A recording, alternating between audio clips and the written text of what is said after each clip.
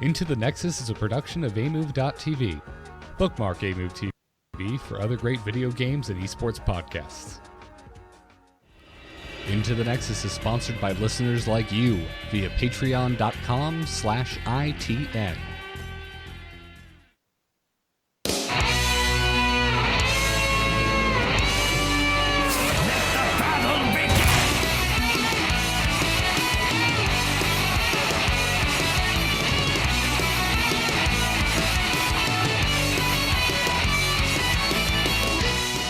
Greetings! Welcome back, everyone. This is Into the Nexus, the podcast all about Heroes of the Storm. I'm Garrett Weinzierl. He's Kyle Fergusson. There's a bit to talk about today. How you doing, man? Doing well. Good to be back. I'm glad to be back as well, man. Oh boy, the PTR this week. I'm excited to talk about it. There's some things happening to hero that I really, really love. So. And you seem excited about these changes. I am over the spoiler alert. I'm overall excited about the changes to one hero in specifically a hero I have probably talked about ad nauseum over the course of the past 3 months.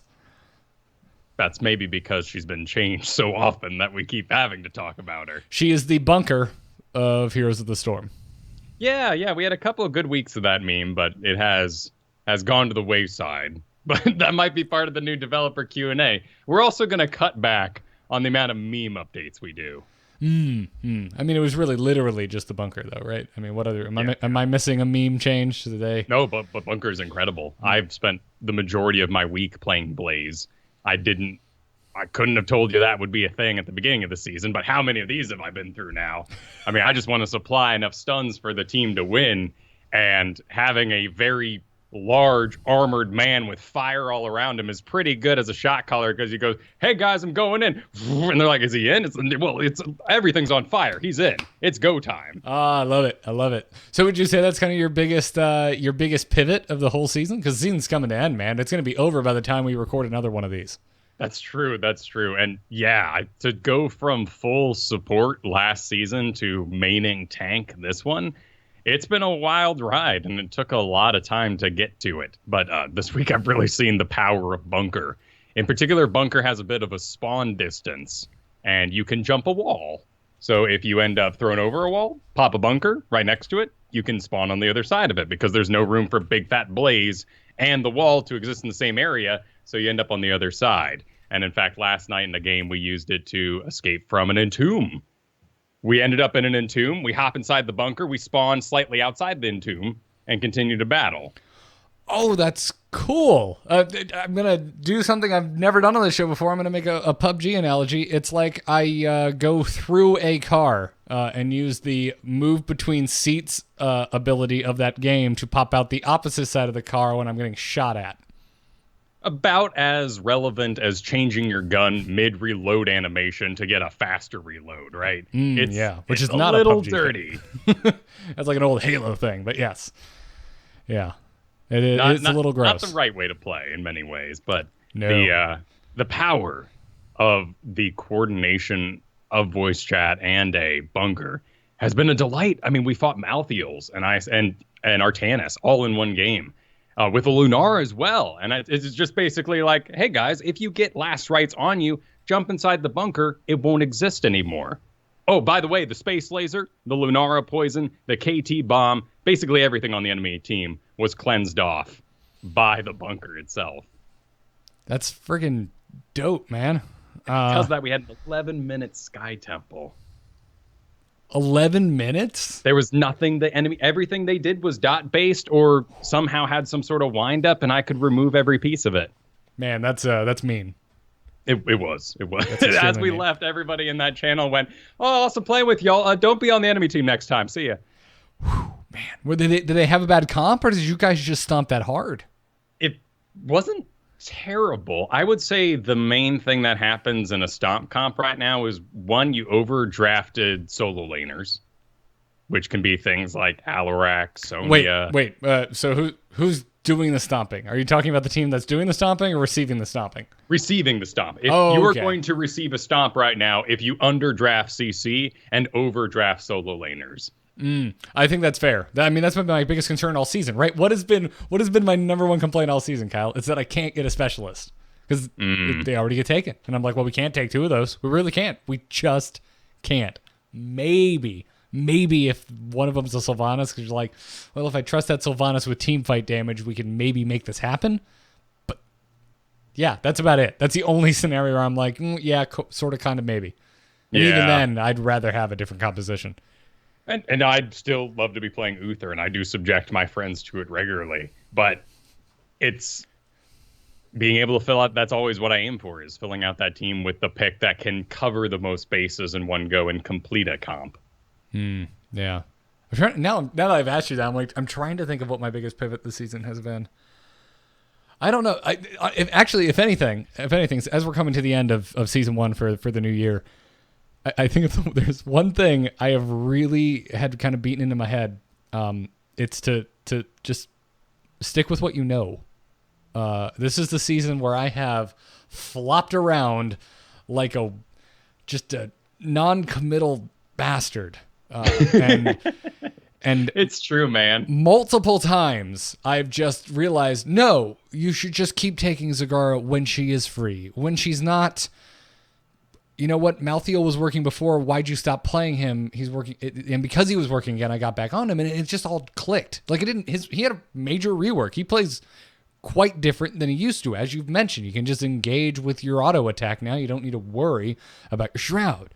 But it still just clicked. It didn't matter. Like, the base skills are still all there. It's still just about managing your trait and making sure that you have maximum coverage for your Q. So, like, I've fallen back on the Malthael. I've stuck with Zagara.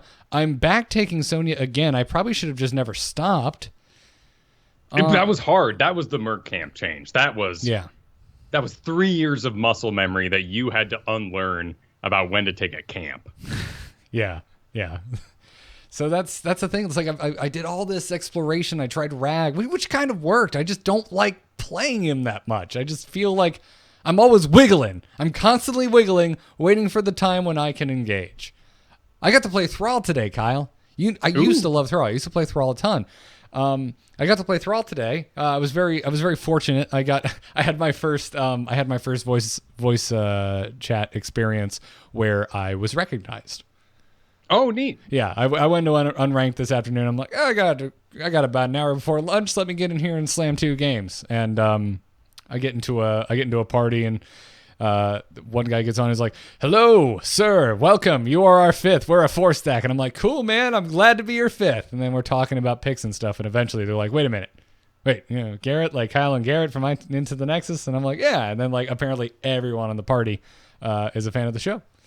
So that's awesome. Yeah, so I got to play Zagara in the first game, and then we paired up for the next one. And I was like, "Guys, I've been wanting to try a Thrall. Are you cool if I try?" They're like, "Yeah, man, go for it." And it worked out really well. I had a lot of deaths, but like Thrall versus Ragnaros, I've always compared the two. I don't know why. I'd rather be back on Thrall, man. He can make something stay and then run in and beat the crap out of it. The poke is nice, yeah. And something I end up all the time with is I love right clicks. I love Alarak. I love Holy Shock. That's interesting because I like Rag's poke better than Thrall's. The meatball? Yeah, I like that better. I don't know. I kind of enjoy that. That's the one thing I like about Ragnaros. But for some reason, if I'm a melee hero, it just feels weird if I feel like I don't have enough management of my own melee capabilities. Like with Rag, it's kind of dependent on the decisions that my opponents make. If they stand somewhere where I can wail on them, cool. With Thrall, I can make them stand somewhere while I wail on them. For me, the biggest change I made this season was avoiding the heroes I disliked during my time of panic. And that's normally things like Falstad and Vala that I go, they're so important, someone should play them, but I just dislike doing it. But I did end up on Nazeebo, and I think the lesson I will carry forward to next season is I can't play Nazeebo above Diamond. It's fine, but it's leaving too much to chance. They have to walk in. They have to stand there for the whole zombie wall, for the toads, for the spiders to connect. I mean, you can even, as a tank, run on top of somebody under attack by spiders and kind of aggro them off if they're chasing, and the tank would be a more convenient target. And that sort of stuff will happen in my league. Yeah, Nazebo has become probably my strictest map pick, which is weird. He used to be comp dependent. Like, do I think this comp can go long? Do I think this comp can get to 20? All right, I'm taking Nazebo. But now I don't really care about 20 as much as I do making sure that we're going to be fighting on a centralized location with a lot of chokes so that my toads land and I can sneak in a zombie wall, because you're right. There comes a point where your opponents, they're just going to never give you the chance to land a zombie wall. I also had my first non-voice chat experience this week. Jumped in, played quick match. I was recognized, which is funny as it is, not being on voice. And I'm like, man, oh, wow, how did he even know? And then I look, I'm playing Raynor. I'm in my full Raynor getup. I'm spraying Raynor on the ground, having gotten people from the A-Move chat. And they're like, hey, nice shot, Kyle. Good job, Kyle. Hey, can you come up here, Kyle? And I'm like, I'm just being stealthy. I'm trying to listen to Powerwolf and rock out on Saturday night. But they were awesome about it. Albino made great shot calls from the chat for us. And everyone was cool with me just chilling. Yeah, I hope people don't think we sound like conceited, knobs. Like I never get like noticed or recognized in game ever. This is the first time it has happened in probably a year. So that's why I thought of it. Well, I think it's exciting, It's extremely exciting. Yeah. Of course it's cool. It's very cool when people are like, oh, hey, that thing. I know you from that thing and I like it. And I'm like, oh, thank you very much. And then I thought to myself, oh, God, if I suck, it's going to be all over, Reddit or something. So that'll be fun. But we made it, Kyle. Congratulations. Step one, don't suck. Step one. All right. Fair enough. Well, there's a lot of things to talk about other than our own personal games this week. So let's get into this week's Heroes of the Storm news. We're on, boys! Ha-ha! Let's liven up this place! Put me to the stage. Click the play button, and let's get started. So we're going to kick things off with highlights from the developer Q&A that went up with Cloakin.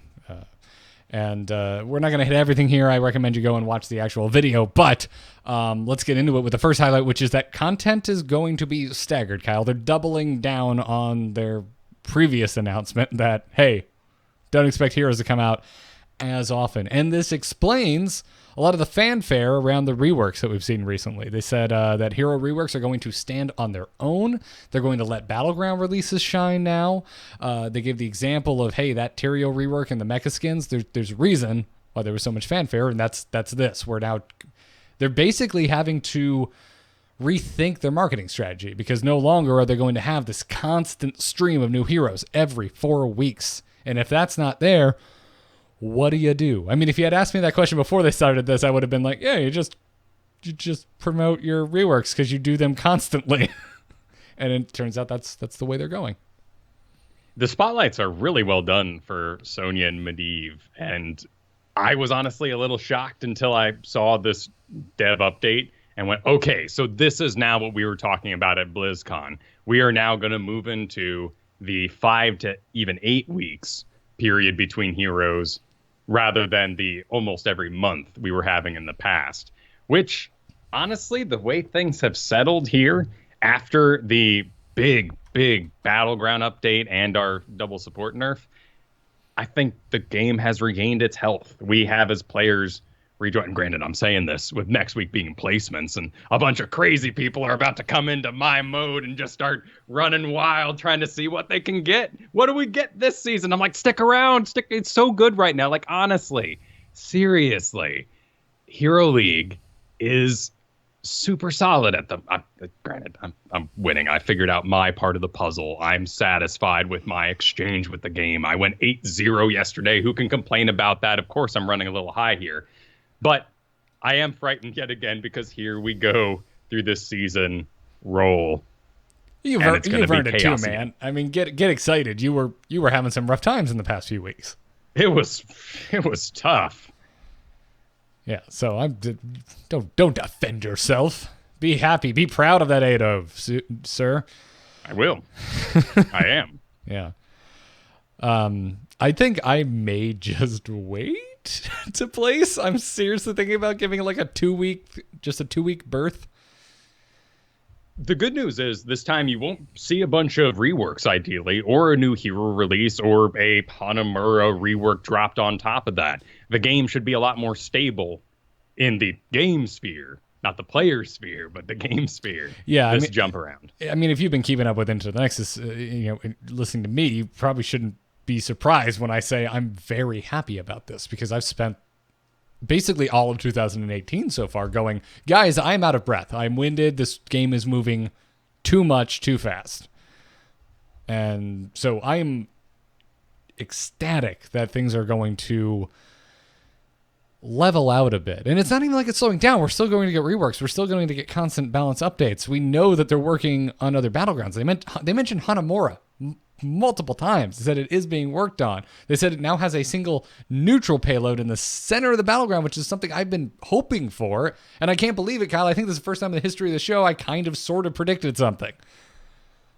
It feels right. We want to focus on the big team fights and having that 4-1 split business, and then one person walking one payload and 4 fighting over another. And did you coordinate well enough to even interpret 2 payloads moving at once? It was dirty. I know it seems weird, like in the old way when there was, multiple payloads up simultaneously and they were team specific.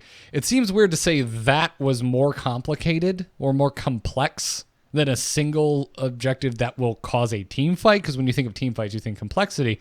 But think back to playing on Hanamura, man. We had so many questions all the time. What were we doing? Were we defending the Asmodan?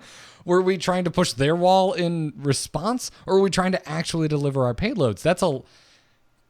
It was mind-numbing at the time. And this is actually, even though it's going to be more action-packed, because we're actually going to be forced to try to kill each other, it's simpler. And that'll breed the fun in it. And it's interesting that we we still don't see that level of bullheadedness in our strategies with something like Haunted Mines, a map that people in general, I think, are probably at the bottom of the list right now. Even I think Garden Terror is kind of elevated over time, as silly as that is. Delete it from the game. Yeah. but to people with those opinions, it still has the basement, which mixes it up. When you remove that part of the map, Hanamura was left with they're winning the bottom lane. Well, let's just go win the top lane. And the two teams never really met.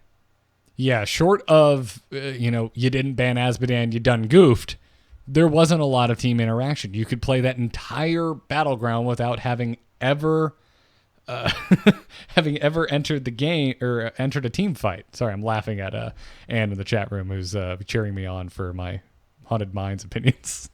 Yeah, I think it's a pretty popular one. I really hate it, Kyle. Also, I'm gonna balance that out. That's all about balance. We're gonna make a hero's cocktail here. I'm gonna balance that out with I've really come to love Garden Terror.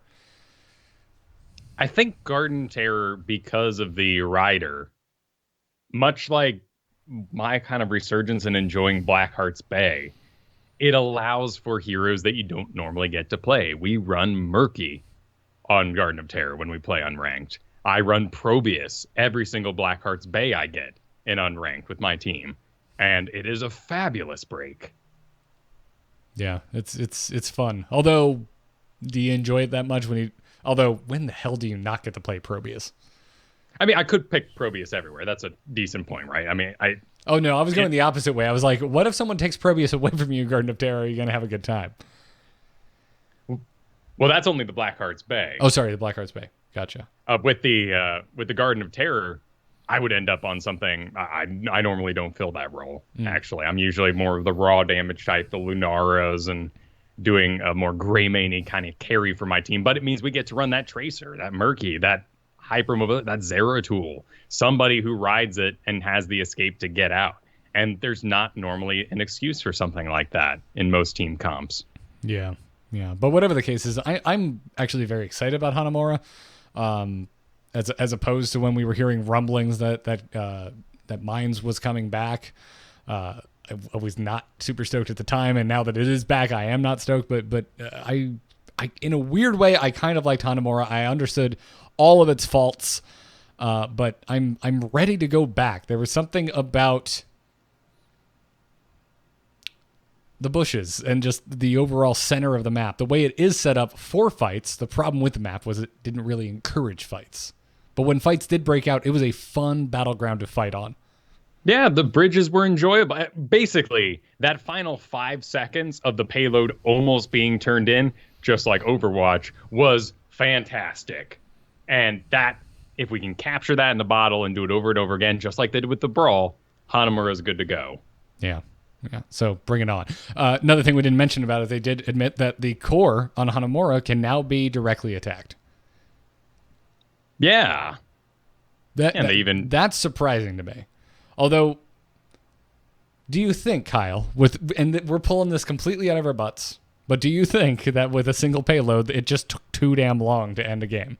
Maybe, right? I mean, what does the payload turn in do then? Does it fire a couple of helping shots like Blackheart's Bay and open up some walls, maybe take out a keep over time, or does it spawn units? It could do a lot of things if the core is open. In my head, I want to draw a line between the objective on Towers of Doom and the boss on Towers of Doom, because the boss does damage the core and it is separate technically from the objective, so I kind of like that there's multiple ways to do it. However, there's, let's be honest, a pretty big difference from doing a couple damage to the core via the boss on Towers of Doom and being able to just attack the core directly as if it were a traditional map and just kill it. Well, and Towers of Doom is having its own problems right now as well. Everybody has basically caught on to the bottom push, where you're double stacking the pumpkin throwers and just continually owning that bottom over and over again and walking them in. And you do this with like triple tank Sylvanas, just a wall in front of those mercenaries so they can get to the pit and fly into the core. Yeah, I'm not too sure how they would fix that one. No, you move around the mercenaries maybe, but it's cool to know that they are thinking about the maps. Finally, it feels like this is our next big balance adventure. I think we're in a good place in terms of general balance. There's plenty of heroes that I'd like to see bumped up, moved around, have campaigns of acceptance for Raynor because he's fine, but, a day at a time. Fair enough. They also mentioned that they're going to be looking at other battlegrounds, and they name drop Blackheart's Bay, Kyle. Which I don't know where you begin. I'm not sure either. Are you in the same camp I am? Because I am of the belief that Blackheart's Bay is fine. Just put it back.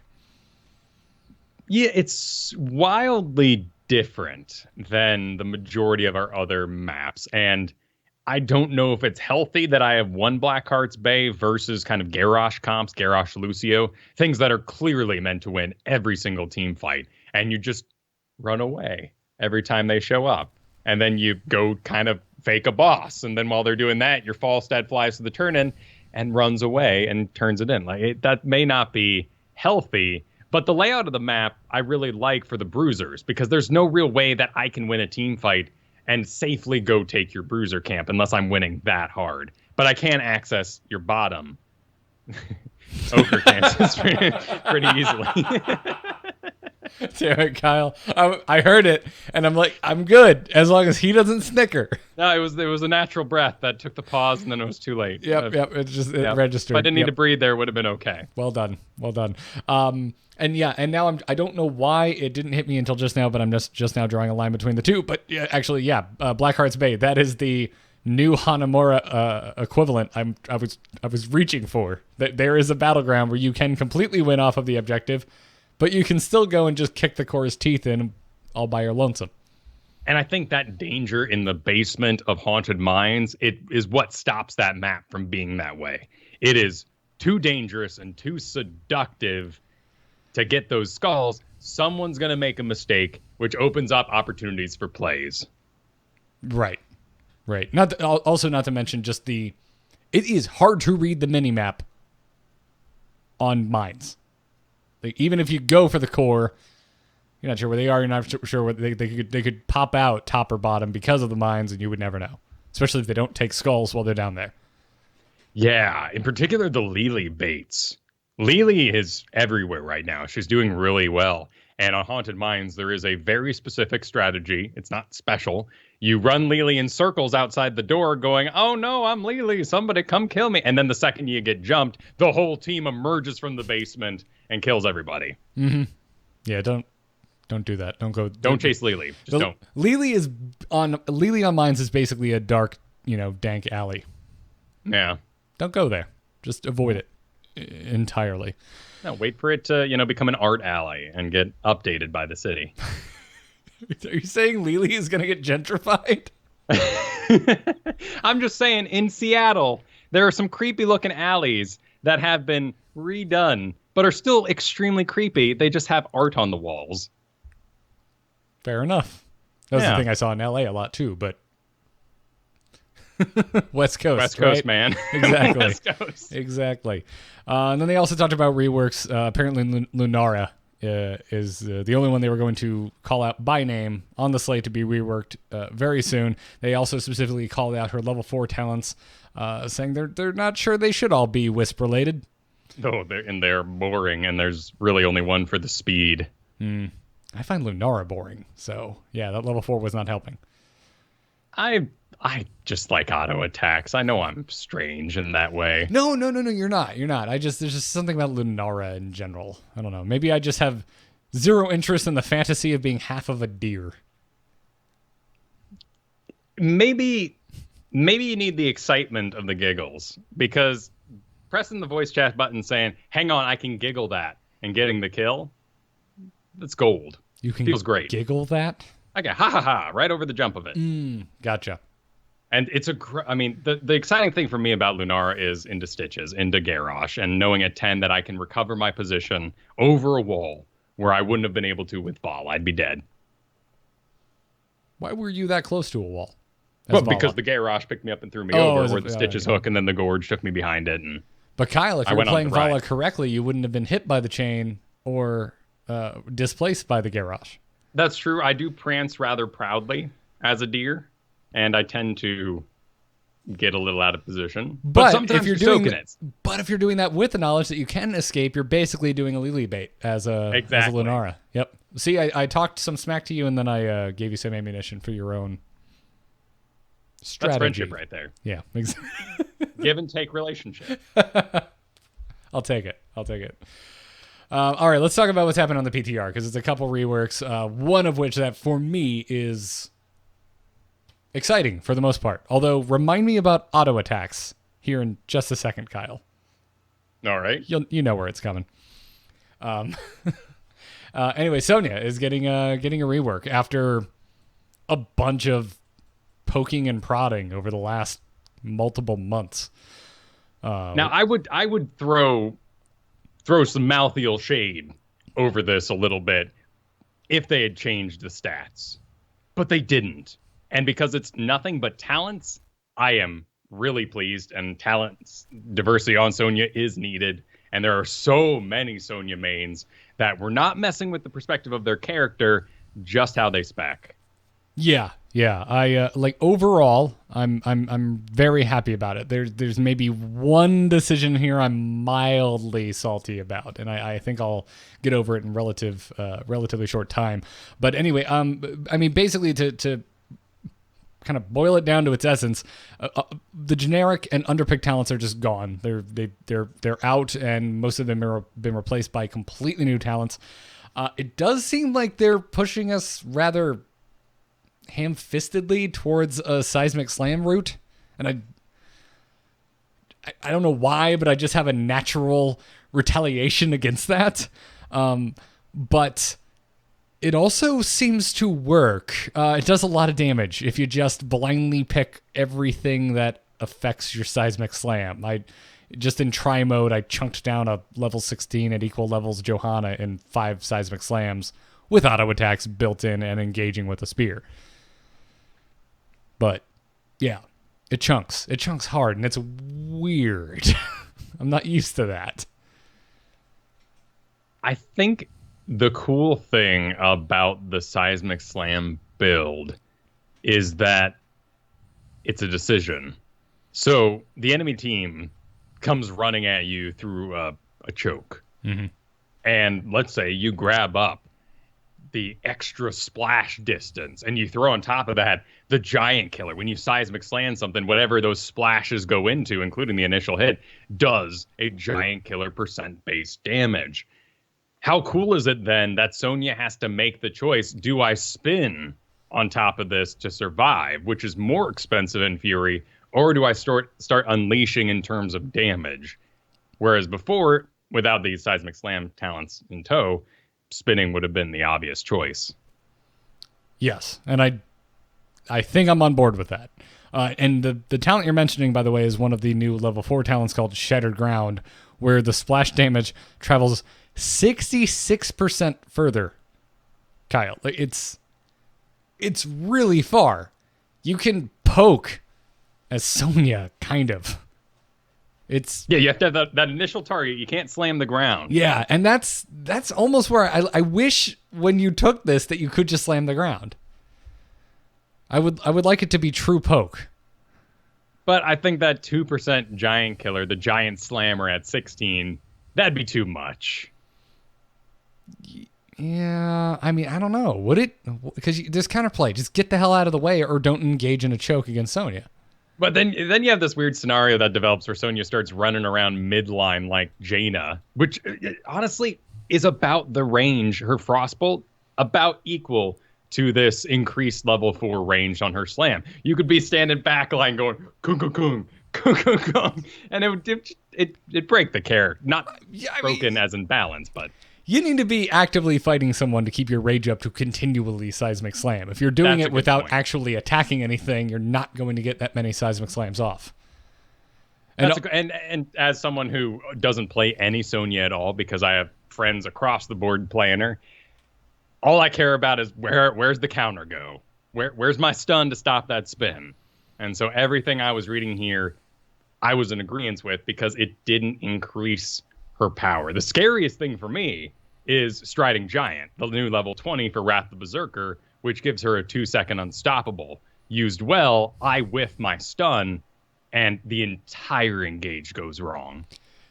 Yeah. If anyone goes into our show notes after this, you'll see a bunch of notes in blue. That's my personal thoughts. All of these have, I think, relatively well thought out opinions. Under Striding Giant, I just wrote yes in all caps. It's pretty cool. I'm very excited about Striding Giant. This is what I've wanted, but I wanted out of Berserker forever, man. I just wanted to increase my health. I wanted to pop, and I want to just be a little beefier. And that's what happens when you take Striding Giant. Now you get a 10% max health bonus while it's active, and then you also have the ability to activate an unstoppable for 2 seconds, like you said, which is just nasty. As someone who doesn't play Sonya, when I see this new spec, I came up with a gray main build because I play a lot of gray main. I don't. I'm a terrible gray main, so explain. So Mystic Spear, the talent you should never take because you're bad in the first place for not hitting your spear.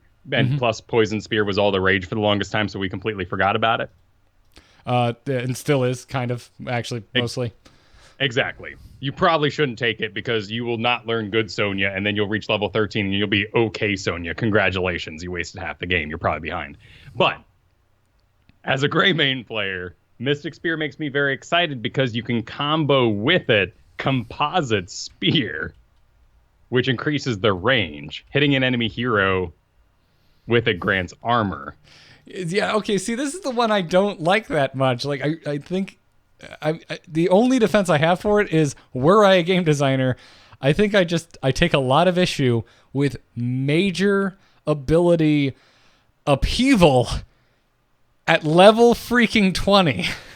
All game, my muscle memory has been teaching me that my spear has X range, and at level 20, now suddenly I can increase it by 50%?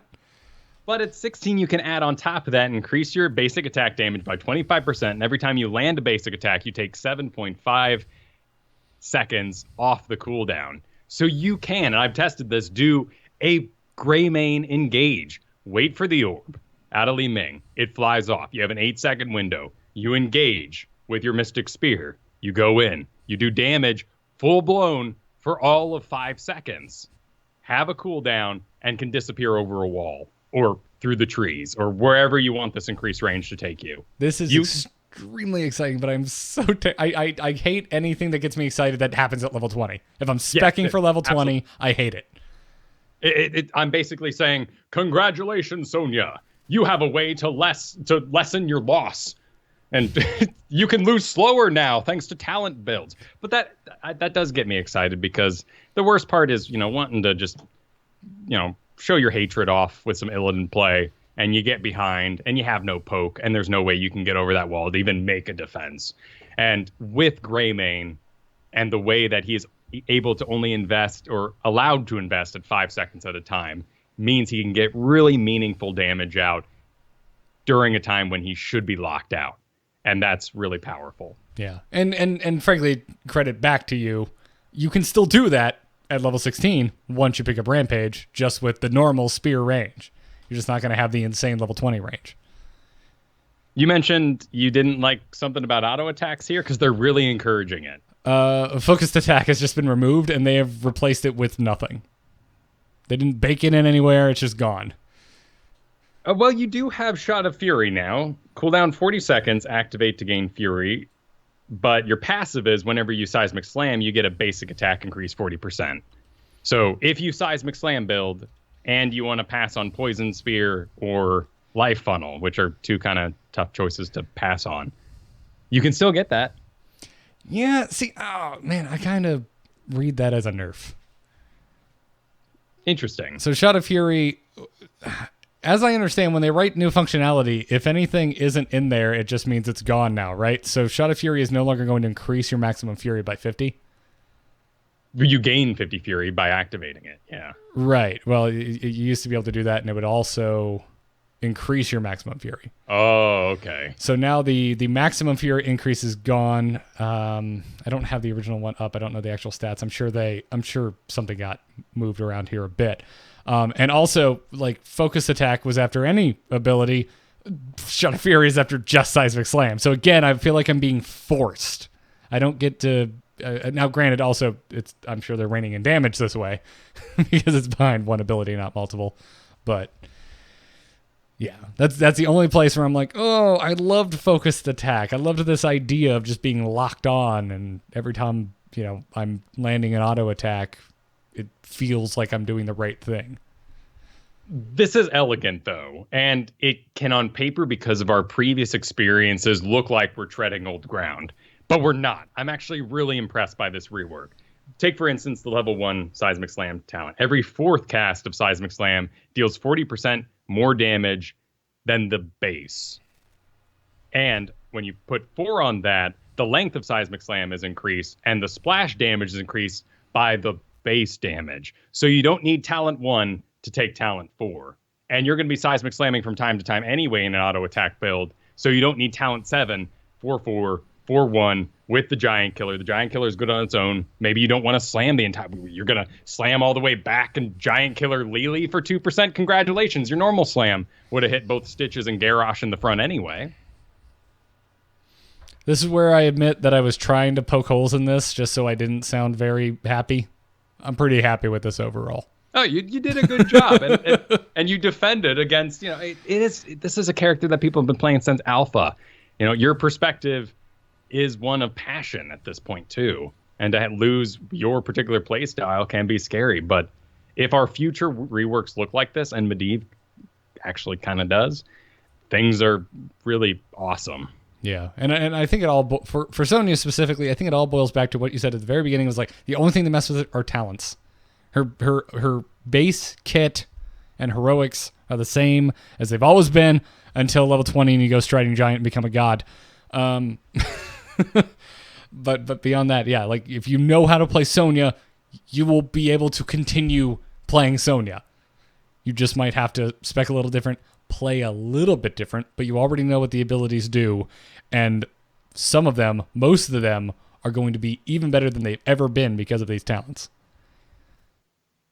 There are some sad little nerfs to things like Ignore Pain and some of your favorite oldies, but we'll get into those later. I encourage everybody to check out this massive rework for themselves and be ready for the season reset, because this has tricks in it. You will perhaps die, and she's very, very powerful. Sonia. She is not going to release in a bad spot, it looks like. Ignore Pain's level 20. I'm not that concerned. It went from 75 to 60 armor. 60 armor is still a ton of armor. So I'm not that worried. It's not like they took Hardened Shield away from Arthas or something. No. That's still the worst level 20 decision they've made in the history of this game, by the way.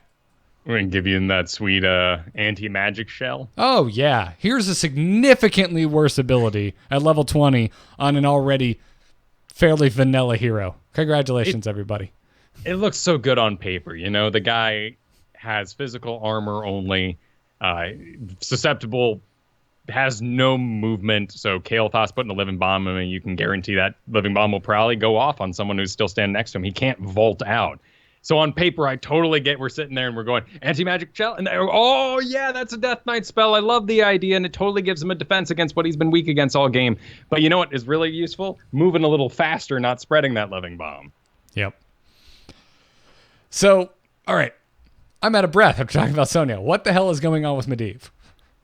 So Medivh, the main goal here is to get counterplay availability for Medivh. And Chillrog did a great job pointing this out on Twitter, kind of looking at the stats. The old uptime of the portals after level 13 was 100%. There was always a portal available for everyone to use by the time you increase that to range if you spec'd into it. The new uptime at level 16 is 75%. At level 1, we're going from a 50% uptime, this is having portals available on the map 50% of the time, to 37%. And we look at the shields. Old uptime, 30%. New uptime, 18%. All of these abilities have been increased in their power. They are scary. Remember the one that splashes his shields onto allies? No. I'm going to be honest. No. Outside of esports, Medivh does not exist for me. If I see him, we lose. If he's on the other team, we win. Fair enough. I do see amazing Medivh play from time to time, and it's very impressive. I'm talking about Circle of Protection. When you cast the Force of Will on somebody, if there's people in the area, it would spread to them. Now, to give an example of how powerful he can be, that's a talented shield. That shield will explode with arcane damage. It has baked in the healing part. It's small, but absorbing damage will give you a small heal back. And this means he's way more interesting and in the right hands, as always, very powerful. But there's now counterplay to that. And it on the surface, it doesn't really look like it's still protection. It's still some guy jumping a million miles away when you were hoping he wasn't. But there's windows now, just like the rest of our games or the rest of our heroes. And the windows match the majority of the training that we've already had. 8 seconds and 12 seconds. When you see a shield come out, instead of a 5-second cooldown, by the time you have your next spell, there's another Force of Will out. Now at 8 seconds, it matches the flow of Li Ming's Orb, Flame Strike, and all these usual kind of spells that he would want to interact with, rather than having 2 per each one of those casts, which was very frustrating at the high end. Yeah, and big and plays with the advice we always give, which is watch the abilities, act on, be reactionary. Whereas before it was something like 100% uptime on a damn gate. What do you do with that? On level 1, when you face your first Medivh next week, there's going to be several changes. First, Arcane Rift, his main Q, now has baked in the quest for Master's Touch. It was 30 stacks, and it's now 40. That seems insane. You used to have to get to 7, and then upon getting to 7, grind out 30 stacks with the enemy team unlocking their heroics at the same time. That was difficult, man. That was tough. It was a bummer. I always pick something else so I wouldn't bum myself out. Now, at level 1, you have to do 40 stacks, but you don't have all those talent interactions out yet. On the PTR, I laned against 3 Vikings in a single lane, so I completed this instantly. It wasn't a very good test, but it felt good. I could say that much. It was fine. What did you learn? Nothing. I learned that I can max out my quest really fast versus 3 Lost Vikings all standing in a straight line. It was perfect. Okay, so in a non-Lost Vikings game, all you need are 3 separate players to all stand vaguely in a segment. Right, no big deal. Samudo does that by himself. Just fight nothing but Samudos. Samurdos and Lost Vikings, and you're solid. One of the interesting things they did with him, too, is they messed with his health scaling. It is now 4.5 rather than just 4.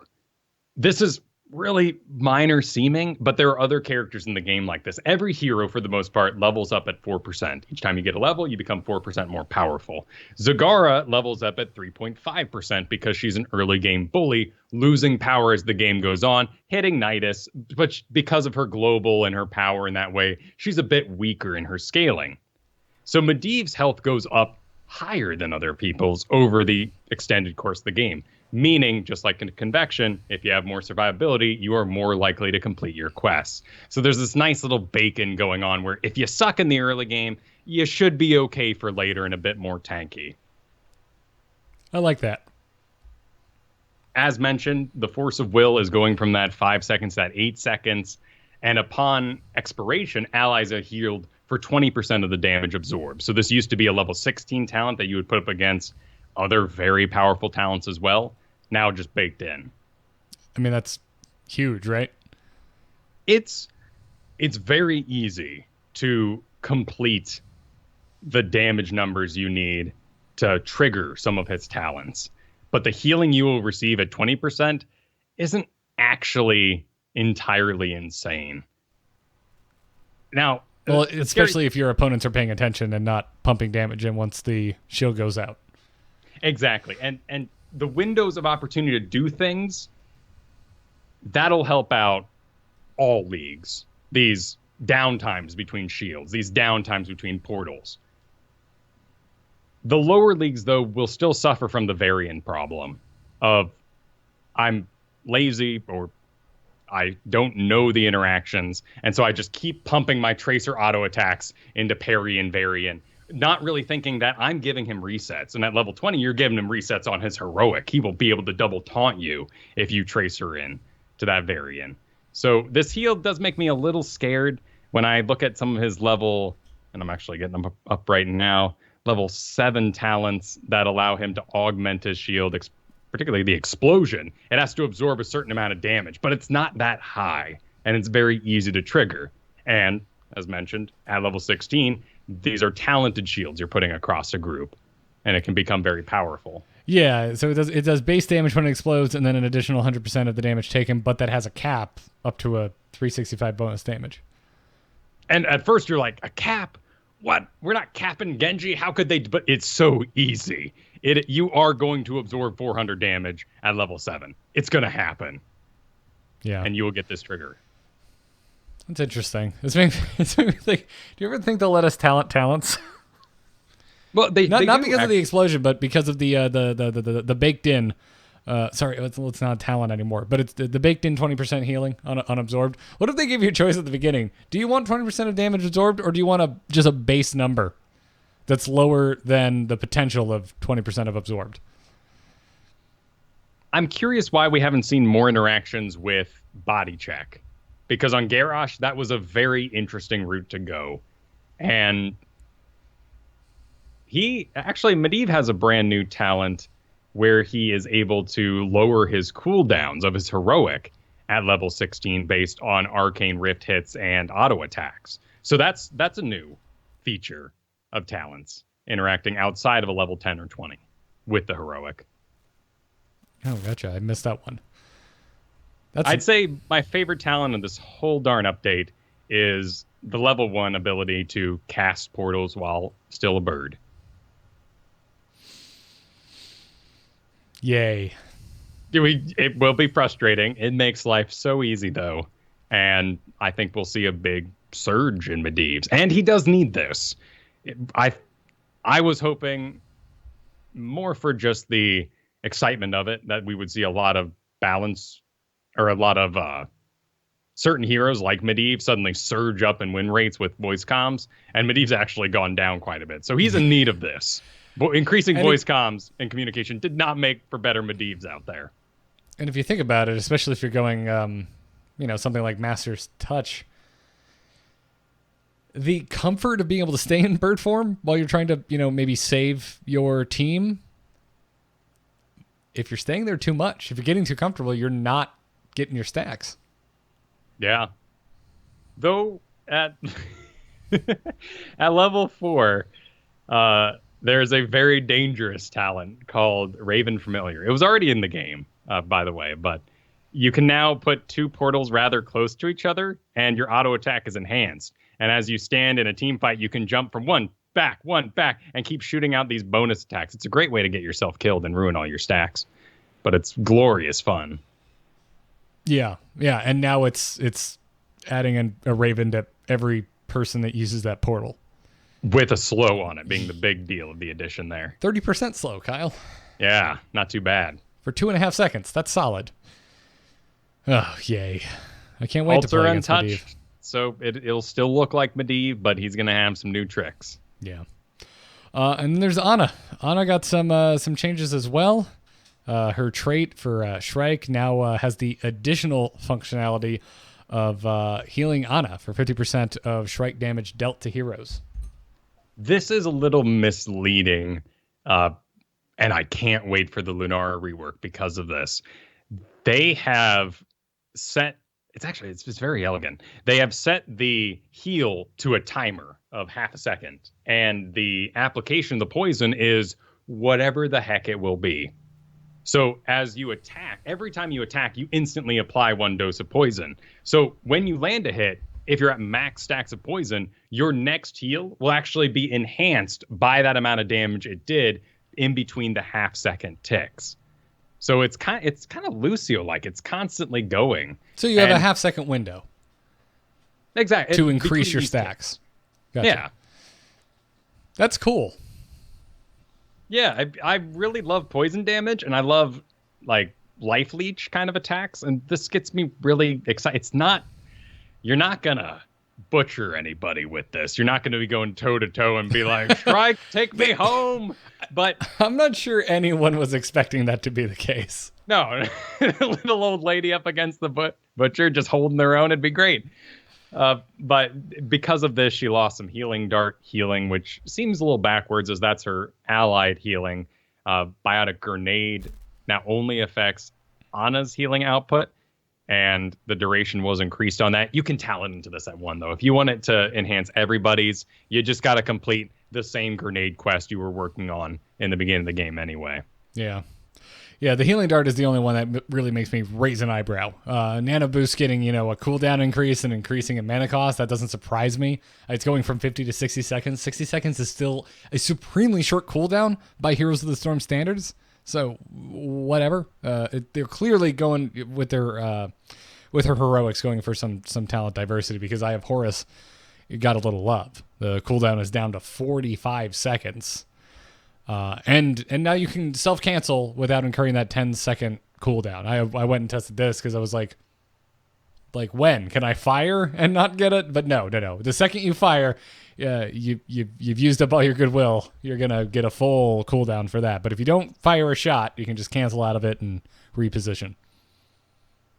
Funny that they didn't call this a rework, but it is quite a bit smaller. There's also a really cool aspect of your detachable box magazine that you can now strike against non-heroes. And you can sort of build up a mega heal by sharing the love. 1 for you, 1 for you, 1 for you, lane minion, 1 for you, 1 for you, and then engage in a battle while that's all ticking in the background. Oh, joy. I get to play her like in a Zebo with all my cooldowns ticking. Pretty much. Wonderful. And you're kind of highlighting my opinion on this is, 1, kind of like Tyrande, do people even want me to play detachable box magazine auto attack Ana in their games? They probably want to support. If I was going to run this, we need a second support, which I can talent into with their grenade calibration, allowing for other allies' heals to be enhanced. Maybe I take that in a game where I have a Stitches and a Sonia because they're self-healing all the time, and that has a window of opportunity inside a solo support scenario. But I don't want to play her right, so I simply won't. I think that's fair. I personally really like playing Ana as a support, so I'm kind of excited about these changes. Especially Eye of Horus. I'm really excited about being able to use it every 45 seconds. This is an ability that I just think is super cool on her, and I never end up taking it. We didn't mention that the shots were reduced from 8 to 6, but if I can use it every 45 seconds, I'm totally okay with that. And there's lots of little quality of life changes. Aim down sights, the trait talent that allows you to increase your range and sort of move slower, that has been reduced to 3 seconds. So you can pop in and out of it at will rather than sit around for 10 whole seconds to get back in the form just so you could run an extra couple feet away from that Illidan. Yeah, which is actually, that's how you would play a first-person shooter. That's how Ana should feel. That's how most Overwatch heroes should feel. I want to have this kind of stop and pop experience playing Ana. If you don't like Ana and you hate fighting her, there's one good note for you here. The piercing dart range has been pretty drastically reduced and will have a lot less fly time. If you're standing somewhere random and the front line gets pierced, you will not be all the way in the back Sergeant Hammer falling asleep as well. Darn. I loved doing that. It's tough being sleepy in the middle of battle. Yeah. Bums me out. I know we were going to move on from this and talk about kind of the impact of the last patch. I mean, we already talked about how Medivh has gone down despite popular opinion that with voice comms all over the place, he would go up. I mean, anything else you wanted to comment on what the hell has happened since the voice patch? Really, the only one we've seen a positive influence, and it's within that 3%, so we're not really sure if it's actually impacted, is Abathur. It seems that Abathur is doing okay and may have had a 3% increase, but it's within that margin of error. The only real one that increased dramatically this week was Hammer, which could just be the random whim, so we'll have to see this next week if that continues to be the trend. I know exactly what it is. It's because hearing someone say, fight in my range, over and over again for the entire game, that's all you need to win with Hammer. That's all you need to win. Yeah. They have to move towards you eventually, Kyle. It's a good point. I mean, I didn't see Diablo's win rate go up this week either, but I wonder about that. Just saying, I need souls. I got to farm souls, guys. Like that communication. When I have the choice between typing, I need souls or retreat, I'll probably go with the retreat because it's more urgent and explaining than someone being like, souls, what the hell are you talking about, Diablo? I don't play Diablo. We could have an altercation there. There's one notable fall this week that I'm frankly confused about. Malthael. Interesting. He's been plummeting. How strange. Yeah. Again, because we were seeing him do it great. Yeah, and again, in the stats available to us, not a perfect stat, yada, yada, yada, but a lot of games played on Malthael and quite the drop. I have seen targeting of Malthael and spreading out during alts go up dramatically. And that counterplay, just even one person yelling, hold the line, is enough to turn an entire team that was running around flailing their arms inside of Tormented Souls to go, oh, kill him. Oh, yeah, we can do that instead. Let's pursue that line of thought. That's interesting. Your brain goes to counterplay. My brain goes to he's popular. There's a bunch of people playing him that haven't played him before. Well, you also had the Sonia thing and now the Thrall thing. So Malthael went from number one super laner of all time to maybe? I don't think we know yet. He's still great because of his team fight ability. And there's still the danger of taking something like an Alarak, something that is too specialized to the solo lane and can't, maybe, depending on execution, join the later complex team fights. Yeah. I'm still taking him. I'm not going to flip-flop as much as I did previously. I have committed to the Malthael. It's a good one to commit on. Yeah. Now we've already mentioned it or kind of touched on it multiple times, but season 1 is ending next week, March 6th.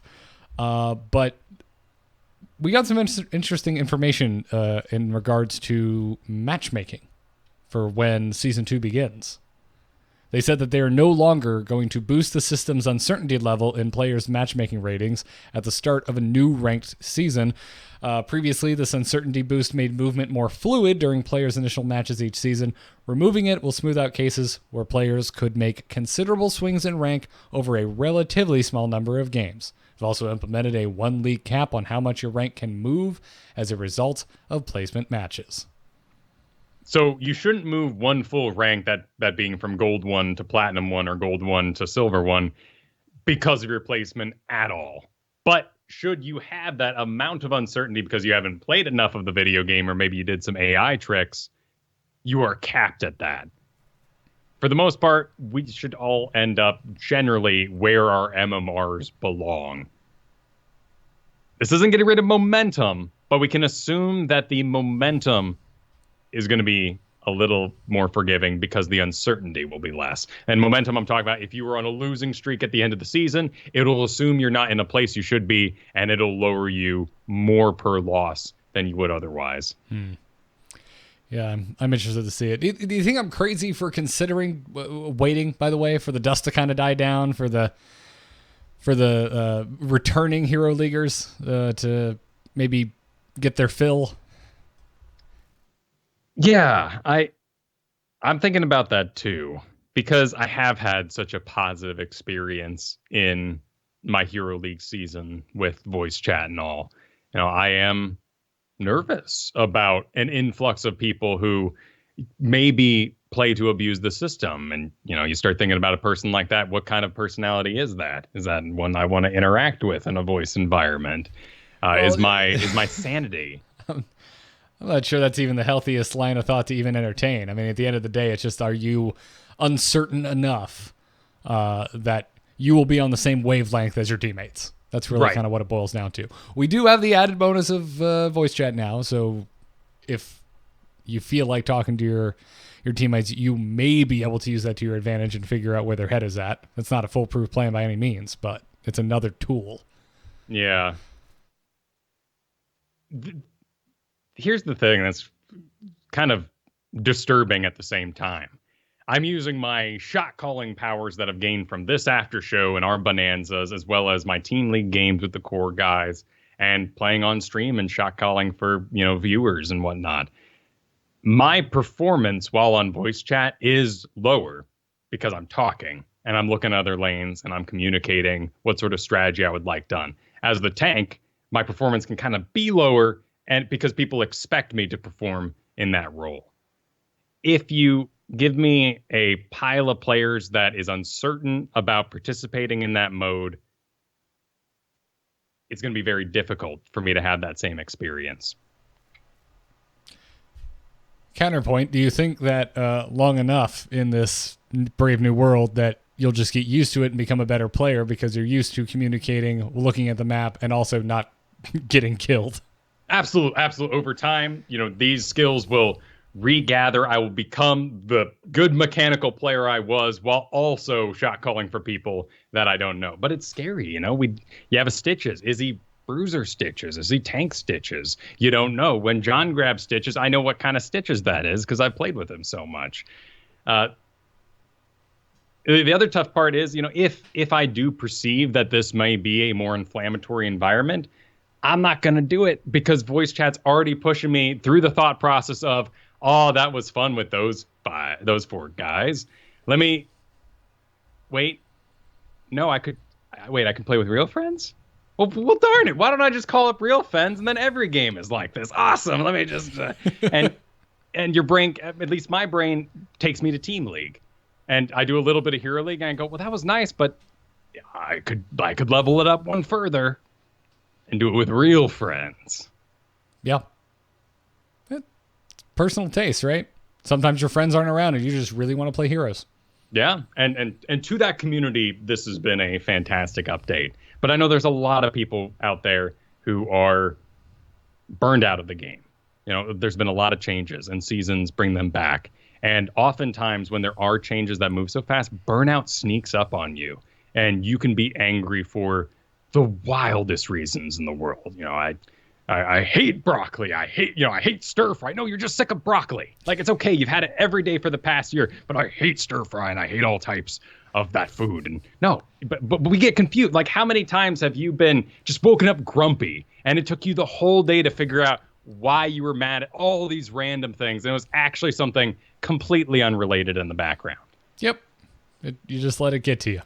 Right. So I'm concerned that our beautiful and overwhelmingly positive experience will be flustered by this, which is still just astounding. I dug all week to try to find as many instances I could of things going bad. And mostly people just don't talk in lower leagues at all. And if they do get into altercations from time to time. For the most part, a troll has been a troll. In the really egregious situations I found for people experiencing bad voice chat or even, selective, I'm going to pick on you particular because the way you sound or the way you talk, that's a troll being a troll in that instance. But this is the community of players that is dedicated and plays through the entire season. Yeah, I've even had camaraderie against that, that type of behavior, not as extreme as what you're talking about when someone starts getting vitriolic. I don't know. I haven't had this experience in other games with comms, is just what I'm trying to say. I played a lot of other games with comms. I was a big Xbox Live gamer for a very long time, and it was not like this. It was very easy to get everyone to kind of turn on each other. And I've multiple times in multiple games had someone try to kind of poison the well, and the other 4 players being like, "Screw you, man! Shut up and sit down and play." Like, well, and the worst I've personally experienced is a bit of a bummer. And someone's being a bummer and like, we didn't get that. We lose. And everyone just goes, no, that was a simple mistake. We're going to bounce back. We're going to. And because they know about the turnarounds. They know about the comeback mechanics. And it is a team-based game that has never existed as team-based game as it is. And that is, I think, the reason for our just overwhelmingly positive experience so far is the game is team-based. Yeah, it's just, it's been odd. It certainly hasn't been perfect, but for me, it's just been the most positive random voice experience I've had of many random voice experiences. Yeah. Including really, really strange to get it this deep in a game's life. Yeah, it's very odd. Well, I think I don't know. I feel like we're overanalyzing it, but the game's kind of in a lull right now. We're a year after 2.0. We're a year after the big, it's shiny. Here's a new package. Here's a bunch of new marketing material. Get it out there. It's all new and shiny and joy. And here we are a year later. We're in the shadow of Overwatch League. Even the seasoned players have had the game changed so much that people like me are having issues adjusting to it. So I think rolling out voice at a point like this, I think the only people left are people who truly love the game. Yeah. So I agree. Yeah, I don't know. It's felt like it's weird. I've had very BlizzCon-like experiences where complete randos, you're standing in line for a hot dog and you're just like, you start having a really in-depth 10-minute conversation about your favorite thing from a Blizzard game. But I want to believe that this season, but I think there's a lot of people still upset about performance-based matchmaking not being a part of it. And regardless, let's put away the voice chat conversation too here. Like, there is a expectation that when you place, you will go up, and I think there's going to be a lot of bummed people, as there always are this placement. But I don't think this is enough, is maybe what I'm saying too. I think we need a drastic change to the way we give out ranked rewards. Platinum, that's not achievable by everybody. It's simply not. And to hide a mount no, I think that, the base mount should be tied to amount of wins, not the rank you achieved. Frankly, yeah. I mean, I want people to just play games. I don't want people to get paralyzed by ladder anxiety, whatever it may be. And you know, we have heard we get letters from people. I say letters. Oh my God, emails from people all the time. You know, over the course of the multiple years of doing this show, that for whatever reason they don't want to play. The most recent thing is voice chat. A couple of months ago, it was a lack of faith in matchmaking. We still get lack of faith in matchmaking. The matchmaking one's probably been the longest one, but sometimes it's a certain hero. Sometimes it's a certain bug. It's always there. There's always a reason. And I would just like to minimize those reasons as much as possible because I want people to play for points. Because the more you just hit that play button, the more you have that experience, the more you take the wins with the losses, the more accustomed to it you're going to become, and the more armored against tilt you will be. Gaining that experience, though, this late in the game is very difficult because you're battling with everyone else who has either figured that out or new to the game trying to learn that lesson at the same time. When this game first released, we had an extremely positive chat because everybody was lost. And then if anyone in the group was like, damn, you don't know how to play Illidan, it's like, neither do you, bro. Nobody knows. Right. That's why new maps are so exciting, too, because, you know, people try to tilt you and get in your face about some Volskaya strategy, and you're like, that's not a thing. Nobody knows if that's a thing. You don't know. None of us know. That's my favorite thing to do, man. Like, just have a Hearthstone stream the first day of an expansion. If you had done this, that card that you'd never seen before would have interacted this way. I'm like, thanks, bud. I'm just trying to enjoy a new game here.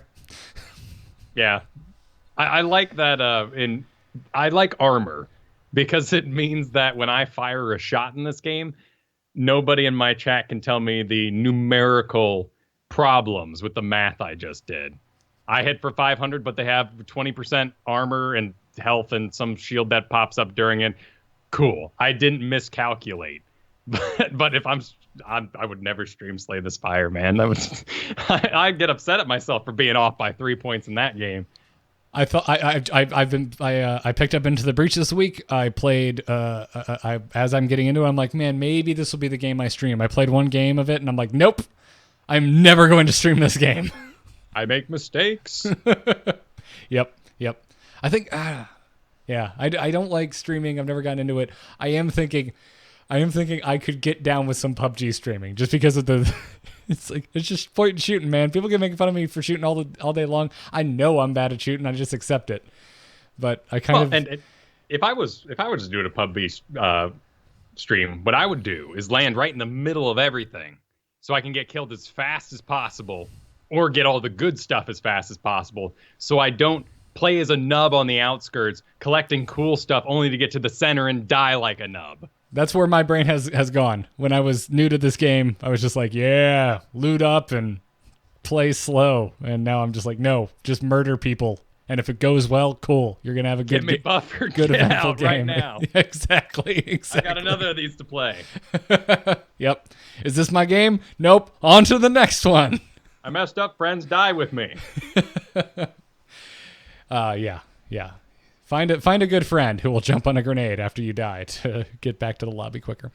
All right. Anyway, before we move into emails and wrap this show up, let's thank our patrons over at patreon.com/ITN. If you've been listening to the Nexus, if you never heard about this damn thing called the Patreon, that is where you can go to support the show. The show is free. It will continue being free. It will keep coming to you every Thursday.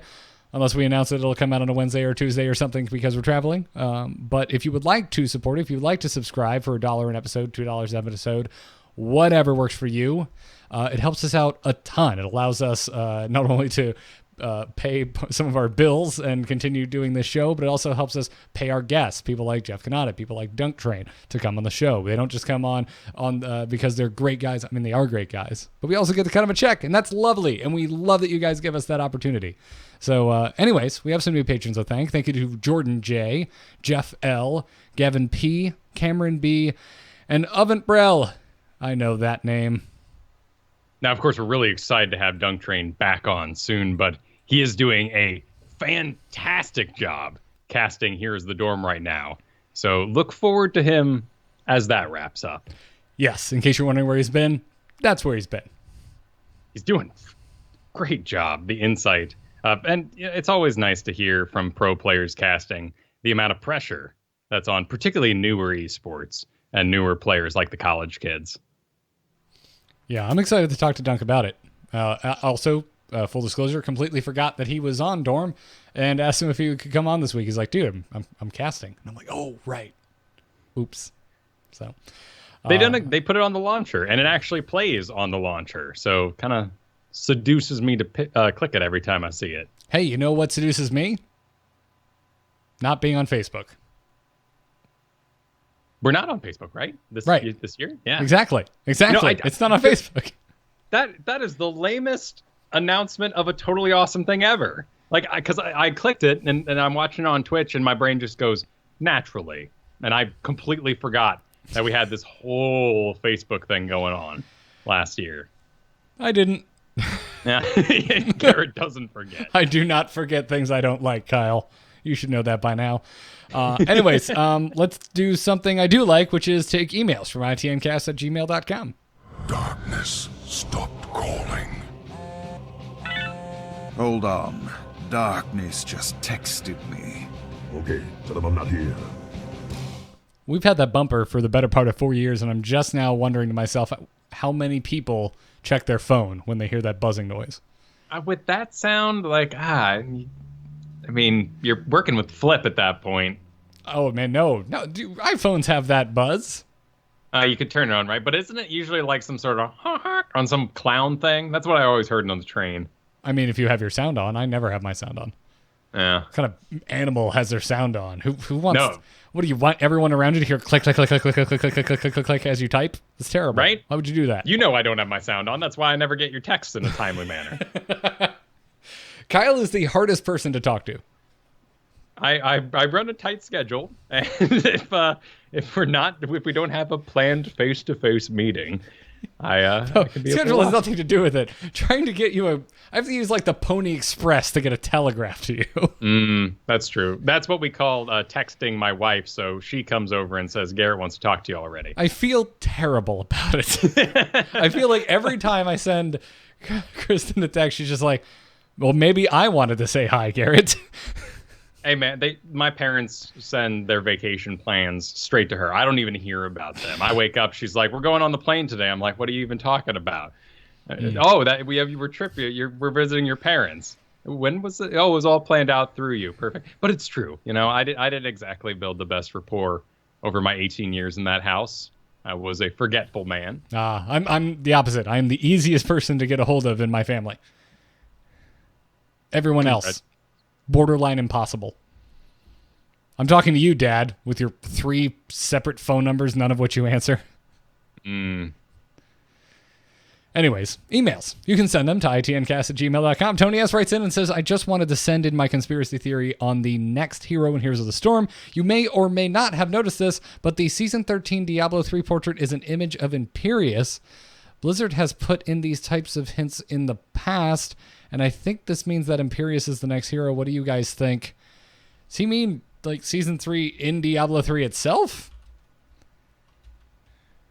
Or Season 13? We're not on Season 13, right? We're on Season 2018. No. I think he's talking about Diablo 3, the game, saying its 13th season has a Imperius Portrait Award. Do you get portraits in Diablo 3? I thought you got banners and wings and I don't cats. know. I have not played Diablo 3 in quite some time, so I have not been keeping up on sort of deranged teddy bear in this next season. I have seen the deranged teddy bear, so I don't know what he's talking about. I just pulled up the season. It is Season 13 in Diablo. I don't see an Imperius portrait, so I have no clue what he's talking about.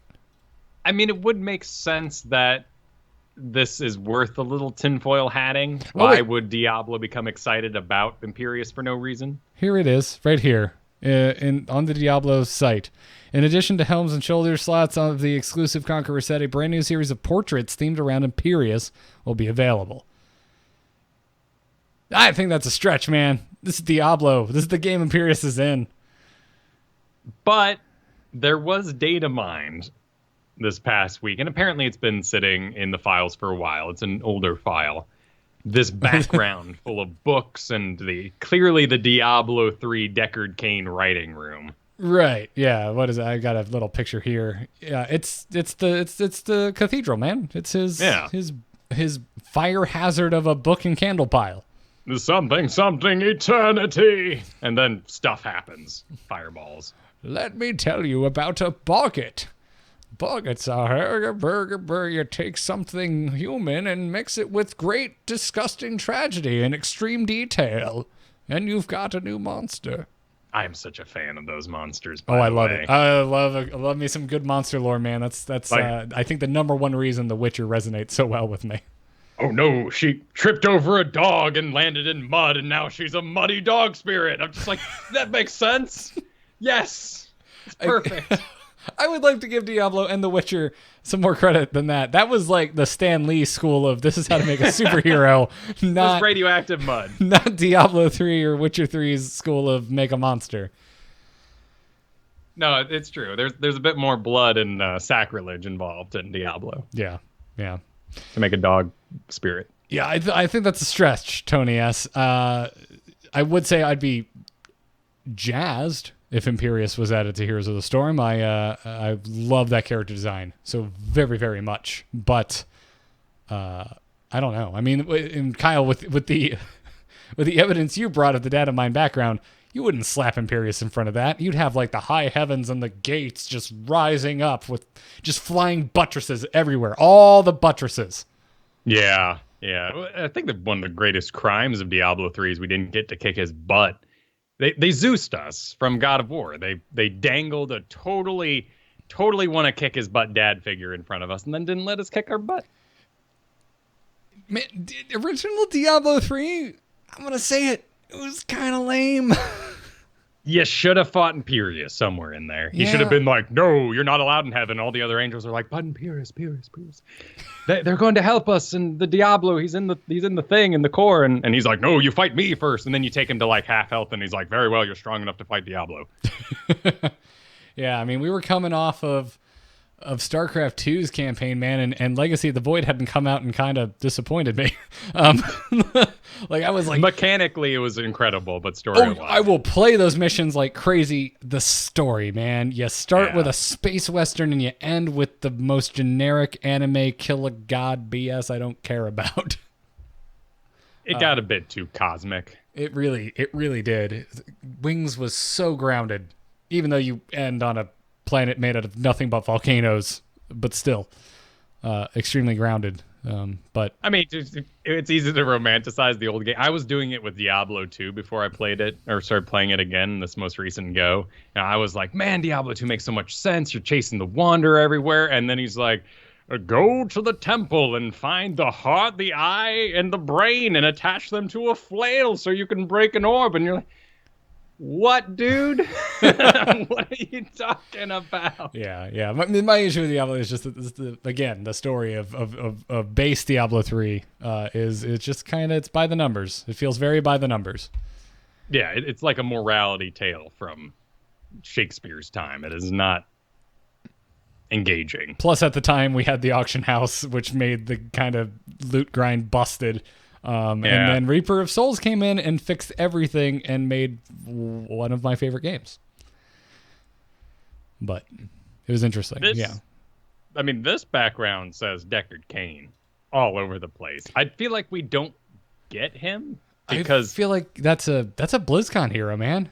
Yeah. You don't just put out Deckard Cain. You wait until you're at the Anaheim Center with 30,000 plus other people in attendance and you have all the smoke come on and you bring actual candles and books onto the stage and you have a guy with an actual guitar start playing it and then you break all of the pomp and circumstance with a stay a while and listen and we get an awesome video of him causing a tornado with books. I don't know if I would. I have such a hard time, like, even imagining Deckard Cain basic attacking. Like, well, he's got his little stack and it goes, whoa, and a little fart flies out the top. Like, everything I can think of him doing is weak. And maybe that's just on me, but I don't know how he engages in combat. You speed boost Deckard Cain. What does that even look like? Does it just take off running? What if Deckard Cain is the Pokemon trainer hero I have wanted for years, where he throws down a scroll and a certain demon comes out? Oh, that's interesting. Like, you are Deckard, but then you select which form, like, I don't know, which historical document of nasty-ass monster you want to read, and then you become that monster and it has its own little mini-kit. Oh, man. Okay.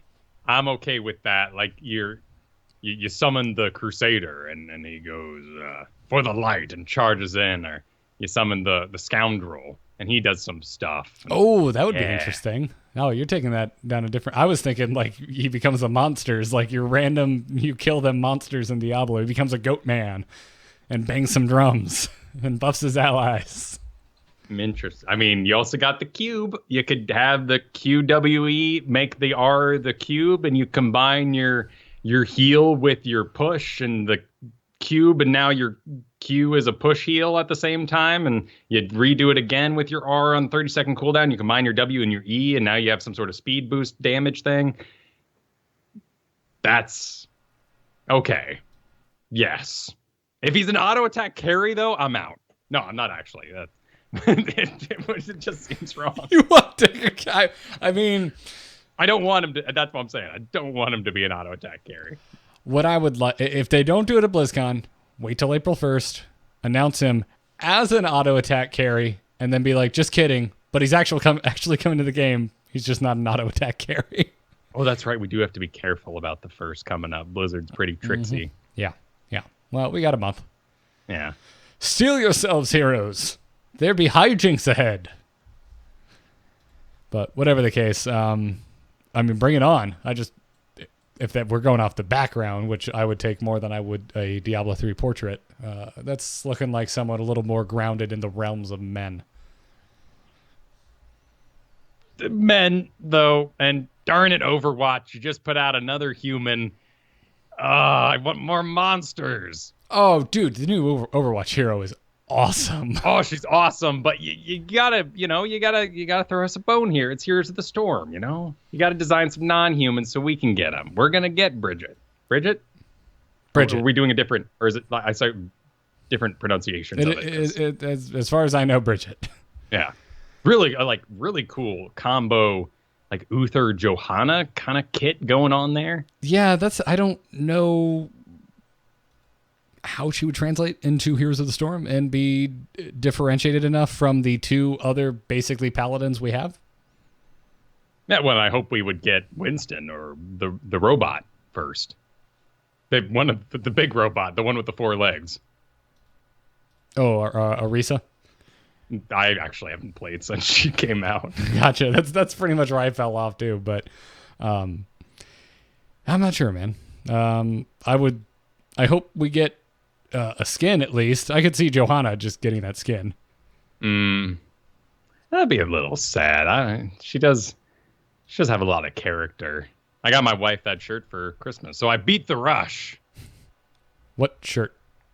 I like working out because I love to eat shirt that she's wearing in the cutscene they did there at BlizzCon. Oh, gotcha. Yeah, I'm not sure. I don't know. It is it's my favorite Overwatch hero design since they announced it and I saw Reinhardt for the first time. So starting to think I might just have a thing for shields. As a paladin in World of Warcraft for so many years? No. I definitely didn't just make my Force sensitive, not Jedi, find a shield in our tabletop Star Wars RPG. They're fun, man. They're fun. I like beating things, man. It's fun to beat things to death. Oh, for our D&D campaign, I'm trying to get Kristen to put a car door that's detachable so I can run out there with a, SWAT car door, bulletproof glass, like roll it up in danger. I have asked Ben, our DM, because in our last play session, I found the materials to build myself a shield and a vibro sword. And I was like, I want to make it so that my sword is housed in my shield. So I just draw it out of the shield itself. So you can get the whip out. Yeah, I want that. That's what I want. So speaking of which, the Johanna extendo what is that called? What's it when it's a stick with the string and then a ball in the end? A flail? A flail. The Extendo electric flail in the police squad skins being released is badass. Oh, God, we missed that entirely. Yes, I like that. I like that kind of cheese. I want a little more cheesy themed skins. Nothing against Mechastorm. That was badass. I love me some just epic awesomeness. But this this just like cheesy buddy cop, skin thing that's going on. I'm down with that too. Greymane is such an odd fit, and I'm so glad they went with him to get one of those skins. The quaff, the aviators, the spray in general. That thing wins the entire game. Yeah. But if you had said, "Hey, who gets like a buddy cop movie skin?" Greymane would not have been on my list. No. But it works way too well. Just way too well. Perfect. It is. But anyways, folks, keep your emails coming, itncast@gmail.com. That's going to bring us to the end of this episode of Into the Nexus. Thank you again to our badass patrons. If you enjoy Into the Nexus and you are not a patron and you're thinking to yourself, man, I'd love to throw those guys $1 or $2 on the show, patreon.com/ITN is the place to go. Check that out. Also, huge thanks to our producers, Declan H. and Cheesy Bob. Gentlemen, thank you very much. We have t-shirts. You can buy them at shirts.amove.tv. We also have custom etched glassware, mugs, pint glasses, stuff like that at etched.amove.tv. Go check that out. You can also follow the show on Twitter at ITNcast. But before we go, Kyle, you do a lot of other stuff, sir, including a live D&D stream. Where can folks find that? I do. You can find that on Saturdays at 2 p.m. Pacific over at twitch.tv/frogpants, part of the Frog Pants Network. There will be dungeons with Varel. I'm starting to realize I think I'm getting a lot of fan art because I'm not human. I'm easier to draw than a normal looking dude being a giant lizardman. So, but it's been awesome. Also, I would really like to advertise as well. Amove TV, the chat /join Amove TV. Finish up your placements for Team League. Get your rewards with some awesome folks always hanging out in there. An awesome experience. Look for your team there. Folks, I'm Garrett Art on Twitter. I would like to definitely point out that Kyle and I have another podcast that we do together. It's not a perk. This wasn't something that was unlocked on the Patreon. This is just out into the world. It is called Week Sauce. All one word. Week is spelt like days of the week. WEEK sauce, all one word. It is our Monday morning show where Kyle and I get together and talk about anything and everything other than Heroes of the Storm. A lot of movie trailer discussion, a lot of talk about the other games that we're playing. A lot of tabletop discussion happens over on Week Sauce. So if you aren't subscribed, I highly recommend it. Clearly, if you're listening to this, you probably enjoy the two of us. So if you'd like to just have a little kick to the beginning of your week, check out that podcast. You can also find it at amove.tv along with all of the other podcasts that I do. But that's going to wrap it up. Thank you all for listening. Keep those emails coming to itncast@gmail.com. And until next time, good luck and have fun. Take care.